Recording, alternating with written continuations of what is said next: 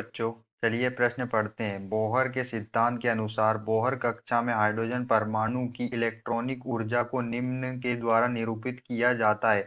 हमें यहाँ पर प्रश्न के 4 विकल्प दिए हुए हैं। यहाँ पर जो है हमें चारों विकल्प में एनर्जी दर्शाई गई है, जो कि जिसकी इकाई क्या है, जूल है। हमें यहाँ पर जूल में एनर्जी दी गई है। तो चलिए हम यहाँ पर अपने प्रश्न की मुख्य अवधारणा देख लेते हैं। तो यहाँ पर हमारे प्रश्न की मुख्य अवधारणा क्या होगी?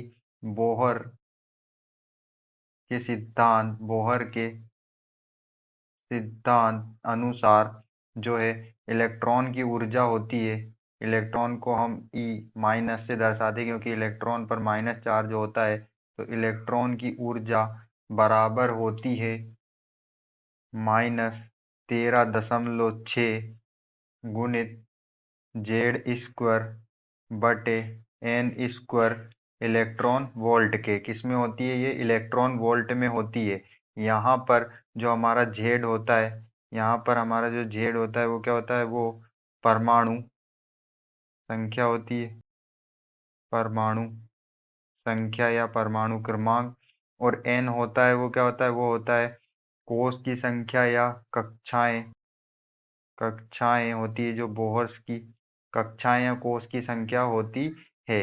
तो यहाँ पर हम इसे क्या है, जूल में परिवर्तित कर लेते हैं। तो हमारा 1 इलेक्ट्रॉन वोल्ट बराबर होता है 1.6 इंटू 10⁻⁻19 जूल के बराबर होता है।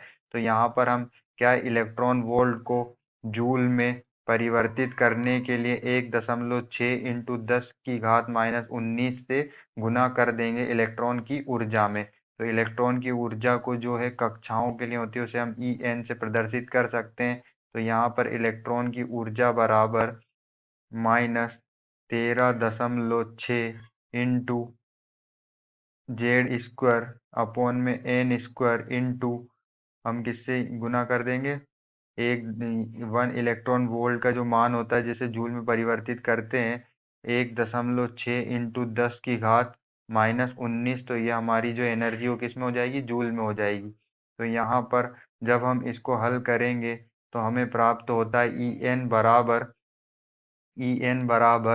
-2.179 इंटू 10⁻⁻18 गुणित जेड स्क्वायर बटे में, इसके बटे में क्या होता है? इसके बटे में होता है एन स्क्वायर। और ये जो इकाई होगी वो किस में होगी एनर्जी की? वो जूल में होगी। तो यहाँ पर जो हमारी एनर्जी है वो किस में? जूल में ये होती है। तो यहाँ पर हमारा एनर्जी का मान क्या होगा? एनर्जी हमारी होगी -2.179 into 10⁻⁻18 into Z square upon में एन स्क्वायर, और किस में? ये जूल में है।